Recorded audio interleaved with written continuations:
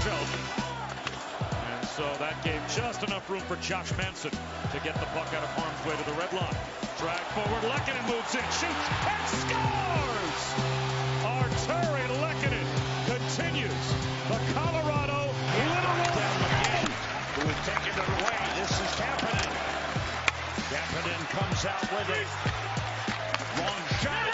They score! At 5:58 of the third overtime. Inside for Draymond Green. It's a one-point game.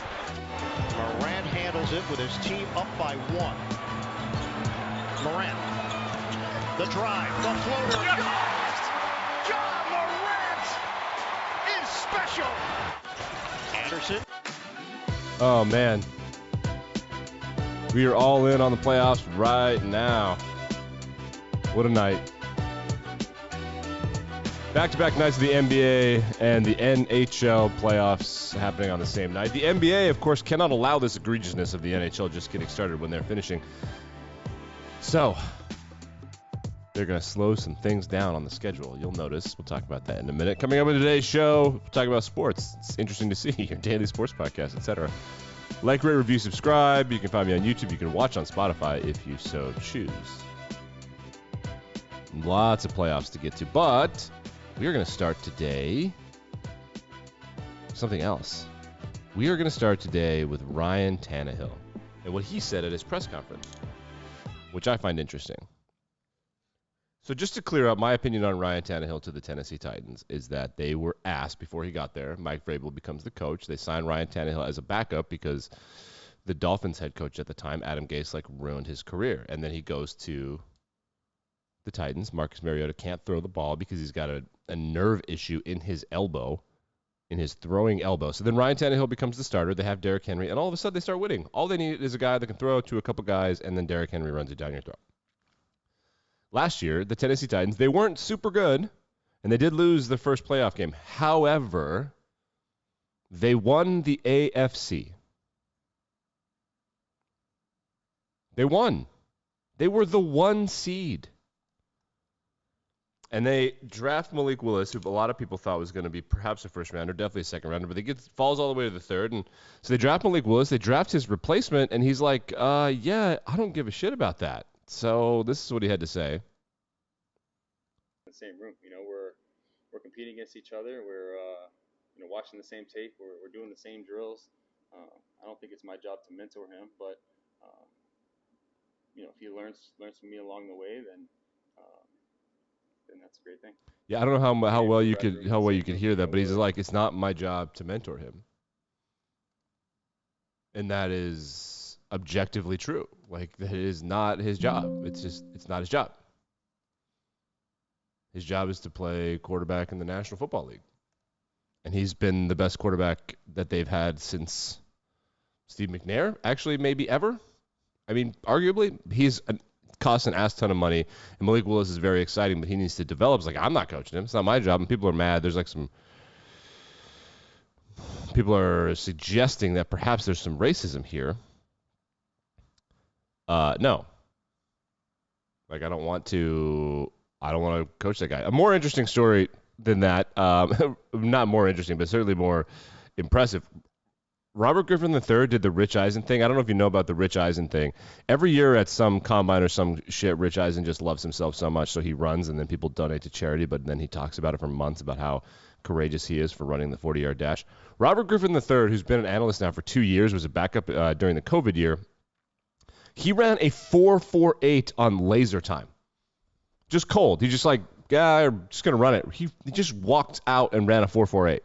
That guy is a freak. Shouts to Robert Griffin. That's not a story. That's just what happened. You love to see it. Let's move to baseball. Only one thing to report today, if you're watching on the screen. That's the attendance in Oakland.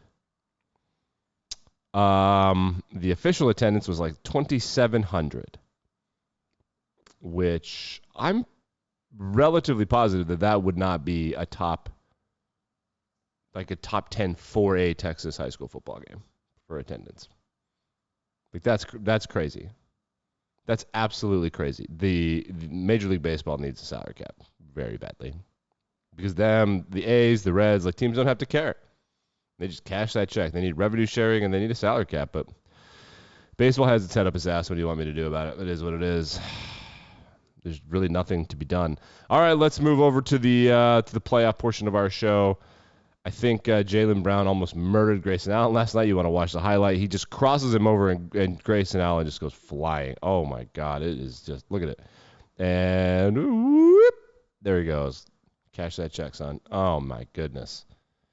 The Celtics bounced back in Game 2. The Bucks ran away with it in Game 1. The Celtics ran away with it in Game 2. These kind of games are kind of fun to bet live if you're doing it correctly. It's just one of those things. I suspect that the Celtics-Bucks series is going to be good, but the games are going to be bad, which is annoying. So in the first game, the Celtics didn't make any of their shots. They only made 10 two-point shots in the entire game, a historic low. And then in the first half of this game, last night in Game 2, they made a historic amount of three-pointers in the first half. It's like they didn't shoot well. They do shoot well. Like things even out in basketball a lot more than other sports. They're pros. Like they miss a bunch, they make a bunch. They were ass from behind the arc in the second half because they were so good. Like it evens out. So the series is tied at 1. The real interesting series was last night, or was after that game, was the Warriors and the Grizzlies. The Grizzlies come back. They even that series. Ja Morant is a superstar. He is a superstar. LeBron James said so himself. Man, LeBron really likes wine, and now he doesn't have to do anything during the playoffs, so he just drinks wine and watches meaningful basketball. Like, he doesn't have to get ready for games, and like, he doesn't have to do anything, so he can just drink and watch sports for the first time during the playoffs. Like, I don't know the last time LeBron watched the NBA playoffs. Like, really. Like, I'm sure there were some first or second round exits here or there. He's never really watched the playoffs. Huh. That's funny to think about. But the Grizzlies beat the Warriors 101 to 106.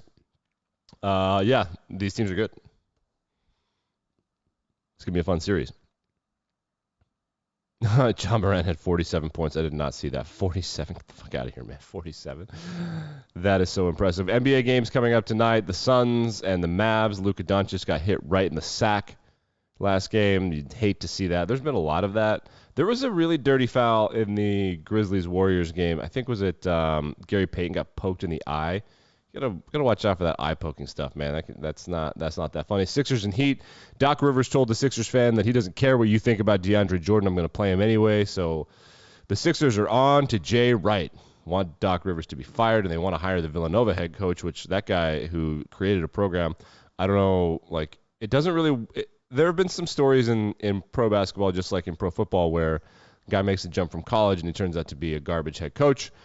There have been plenty of stories where it works. You see Billy Donovan, the guy that went back-to-back at Florida in the mid-2000s. He was a fine head coach in Oklahoma City. He was fine.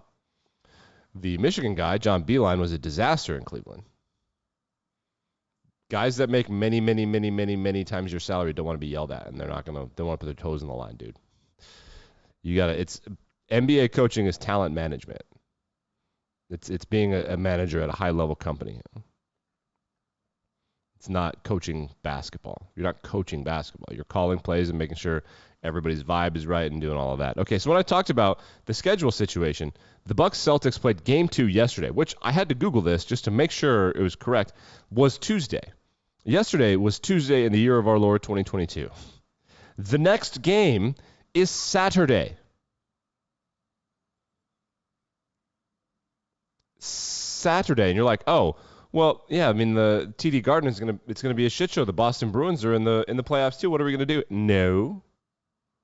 The next two games are going to be played in Milwaukee.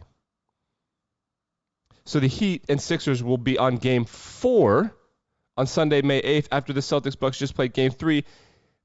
They should be playing tomorrow night. If you want to take 2 days off and play on Friday, fine. Is there anything interesting happening this weekend? The Kentucky Derby, perhaps.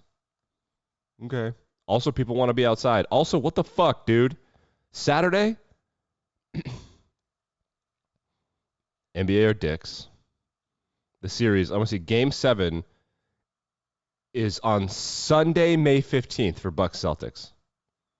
For the Warriors, who played last night also, they played last night also. Those series are on the same day. Game 7 would be Monday, May 16th. I'm trying to do the math in my head. That is 13 days from now. 5 games in 13 days. Jesus, NBA. They're just so shameless. So shameless. Move to the National Hockey League. The Pittsburgh Penguins beat the New York Rangers in Madison Square Garden. Triple overtime game. And I realized that it's been a long time since my favorite hockey team's played a meaningful game. Sudden death overtime in the NHL must be what it's like to be a drug addict, and like I have to have this, but I kind of hate the way it feels. Like it's really exciting, but it's actually getting to the point now where I don't. It's making me sick, but I need it. But I just don't want to do this anymore. I heard an interesting point on a podcast. Pardon my take, actually. They stopped selling beers after the second period. What a fucking nightmare. To get hungover progressively during this happening, I never thought about that. That is garbage. That is unbelievably unfortunate. They should open it back up in the intermission between third and the overtime. Just everybody, you can have one or something. I don't know. That's a disaster. Other games last night, the President's Trophy winner, that means the best team in the regular season, Florida Panthers, they got beat by the Washington Capitals in game 1. The Capitals are going to be a hard out. Like, they're the worst team in the playoffs, probably one of the worst teams in the playoffs in the entire NHL. But they have the greatest goal scorer of all time. They've got some other really good players. Like, they're going to be a tough out. The Panthers shouldn't struggle, but you never know. These teams get it in their heads, and then they can't do anything. The Dallas Stars lose on the road to the Flames. Did not stay after to watch that one. Puck drop was 10 p.m. Eastern Standard Time, LOL. And I didn't check in with the Avs and the Preds because after one, it was 5-0. So the Avs not feeling scared of any of this. But remember, they kicked Vegas' ass in the first game last year, and they got kicked out of the playoffs then too. The NHL playoffs I'm having a difficult time getting used to this whole NHL playoffs happening after the NBA playoffs. Games tonight in the association.